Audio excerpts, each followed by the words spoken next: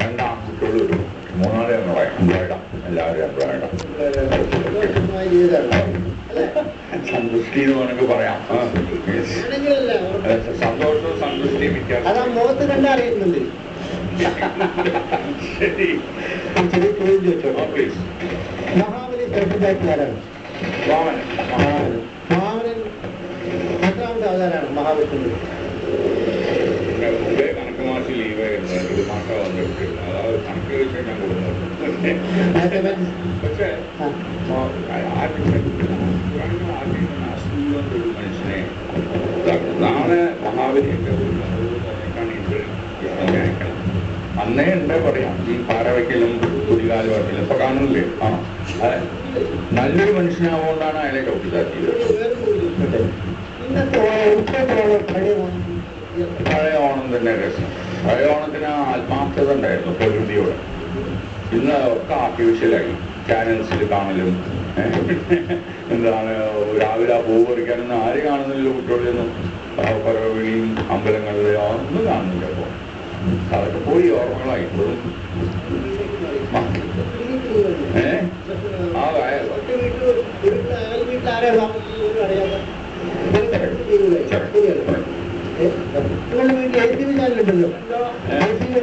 Super ചാനലല്ലേ? പക്ഷെ ആ news തുടങ്ങുമ്പോൾ ഹെഡ്ലൈൻസ് വായിക്കുമ്പോൾ ഭയങ്കര ശബ്ദം, അത് കേൾക്കുന്നില്ല. ശബ്ദം മ്യൂസിക് അധികമായിട്ട് ഹെഡ്ലൈൻസ് അവസാനവും ആദ്യവും അത് കേൾക്കുന്നില്ല. മ്യൂസിക്കിന്റെ ഓഡിയോ കുറച്ച് കുഴപ്പമുണ്ട്, അത് ഇമ്പ്രൂവ് ചെയ്യണം. ഞാൻ ചെന്ന് പറഞ്ഞിരുന്നു, ഞാൻ ഓഫീസിൽ ചെന്ന് പറഞ്ഞു അത് സുധീറിനോട്. PC സുധീർ അവിടെ ഉണ്ടായിരുന്നു. അഭിപ്രായം പറയാൻ അറിയാൻ സന്തോഷം. കാണണം, കാണാതിരിക്കാൻ മറക്കരുത്. കേട്ടോ,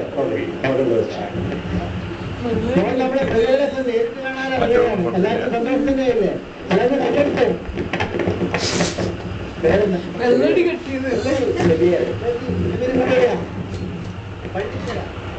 പള്ളിക്കയറ്റം വീട്ടുകാരൊക്കെ ഉണ്ട്. മാവേലി കണ്ട സന്തോഷമല്ലേ?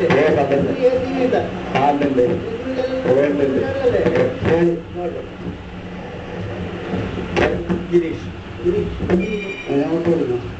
മാവേലി കണ്ട സന്തോഷമല്ലേ? അച്ഛൻ, അമ്മ, അമ്മമാർ, ഭാര്യ. മാവേലി കണ്ട സന്തോഷമല്ലേ? മാവേലിക്ക് നിങ്ങളെക്കാൾ സന്തോഷമായി. നിങ്ങളുടെ പൂക്കളും ഞാൻ ആദ്യമായിട്ട് കാണാണ്. ഞങ്ങള് 10 ദിവസമായിട്ട് മറ്റേ ഓണം വരെ നോക്കിയിട്ടാണ്. അതെ, മാവേലി ഇതുവരെ കണ്ട പൂക്കളത്തിൽ ഒരു വ്യത്യസ്തമായ പൂക്കളത്തിലുണ്ട്. സന്തോഷമായി കേട്ടോ, നമുക്ക് അതീവ സന്തോഷമായി. അങ്ങനെ ചുറ്റും കല്ലുകളിട്ടിട്ടുള്ള ഒരു പൂക്കളം, ഒരു വെറൈറ്റി ആയി. അതൊക്കെ വെള്ളം കയറാൻ എന്താ അവിടെ? ആ, അതെ, എല്ലാം കൂടി വളരെ സന്തോഷമായി. മാവേലി കണ്ട സന്തോഷമൊന്നുമില്ലല്ലേ? എല്ലാം കാണാറില്ല.